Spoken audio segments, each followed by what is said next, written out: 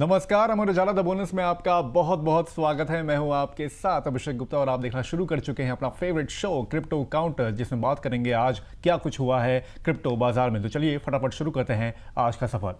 तो क्रिप्टो बाजार में गिरावट का सिलसिला आज भी जारी रहा। लगभग सभी क्रिप्टो में आज बड़ी गिरावट देखने को मिली। बिटकॉइन की अगर बात करें तो करीब 4% टूट कर ये 70,000 के लेवल के भी नीचे चला गया और $69,274 पर ये ट्रेड होता हुआ दिखा। वहीं इथेरियम की अगर बात करें तो पौने 1% की इसमें गिरावट देखने को मिली और $1,975 पर इसकी ट्रेडिंग होती हुई दिखी। वहीं बीएनबी की बात करें 2.5% से ज्यादा ये टूट गया, $678 पर इसके भाव यहां पर पहुंच गए। वहीं एक्सआरपी की अगर बात करें तो करीब 3.25% की इसमें गिरावट देखने को मिली और $1.26 पर इसके भाव यहां पर पहुंच गए। वहीं सोलाना यहां पर करीब 2.25% गिरा, $78.92 पर यह भी पहुंच गया। वहीं यूएसडीटी स्टेबल कॉइन की अगर बात करें तो 0.02% के आसपास इसमें गिरावट देखने को मिली और $0.99 पर इसके भाव भी यहां पर पहुंच गए। वैसे मई महीने में बिटकॉइन ईटीएफ से करीब $2.3 अरब की निकासी हुई है, जो 2026 की अब तक की सबसे बड़ी मासिक निकासी मानी जा रही है। और बड़े निवेशकों यानी कि वेल्स ने सिर्फ एक हफ्ते में लगभग $44 करोड़ मूल्य के बिटकॉइन यहां पर बेच दिए हैं। इस बीच पेपे कॉइन के मूल निर्माता की ओर से बनाए गए एक नए प्रोजेक्ट ने प्री सेल के जरिए $1 करोड़ यानी कि $10 मिलियन से ज्यादा की फंडिंग यहां पर जुटा ली है। बाजार में डर और अनसर्टनिटी के माहौल के बावजूद इस प्रोजेक्ट में लगातार पैसा आना इस बात का संकेत माना जा रहा है कि कुछ बड़े निवेशक भविष्य में संभावित तेजी की उम्मीद यहां पर कर रहे हैं। वहीं डीफाई लामा के डेटा के मुताबिक डिजिटल एसेट ट्रेजरी यानी कि डीएटी कंपनियों में मंथली इनफ्लो मई में गिरकर $180 मिलियन हो गया है, जो अक्टूबर 2024 के बाद सबसे कम लेवल है। मई का टोटल अप्रैल के $4.4 बिलियन से 95% कम था और जनवरी से मई तक के मंथली एवरेज से ये लगभग 93% कम था। ये गिरावट डीएटी इनफ्लो के लिए 2 मजबूत महीनों के बाद आई है, जिसमें मार्च में $4.2 बिलियन और अप्रैल में $4.4 बिलियन का इनफ्लो यहां पर देखा गया था। यह गिरावट ऐसे समय आई है जब क्रिप्टो बाजार लंबे दबाव और कमजोर इन्वेस्टर सेंटिमेंट का सामना कर रहा है।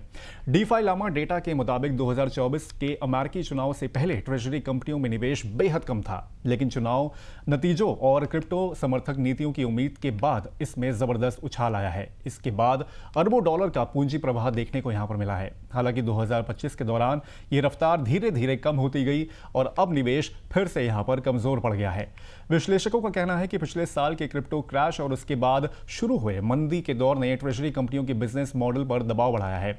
बिटकॉइन और अन्य डिजिटल एसेट्स की कीमतों में गिरावट की वजह से इन कंपनियों की बैलेंस शीट और निवेश अट्रैक्शन जो है दोनों यहां पर प्रभावित हुए हैं।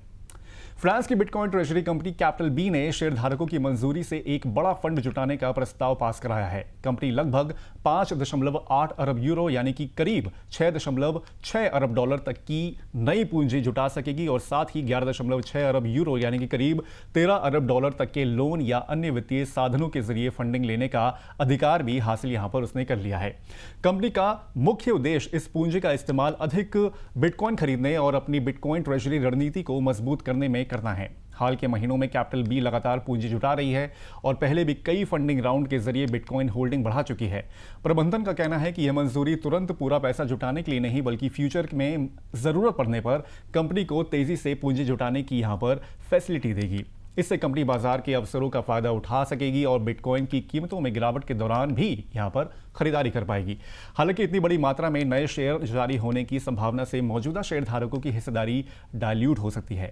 इसके बावजूद कंपनी का दावा है कि उसका लक्ष्य प्रति शेयर बिटकॉइन होल्डिंग्स बढ़ाना और लंबी अवधि में शेयरधारकों के लिए वैल्यू क्रिएट करना है। कुल मिलाकर यह कदम दिखाता है कि कैपिटल बी आने वाले सालों में खुद को यूरोप की सबसे बड़ी बिटकॉइन केंद्रित कंपनियों में शामिल करने की तैयारी कर रही है।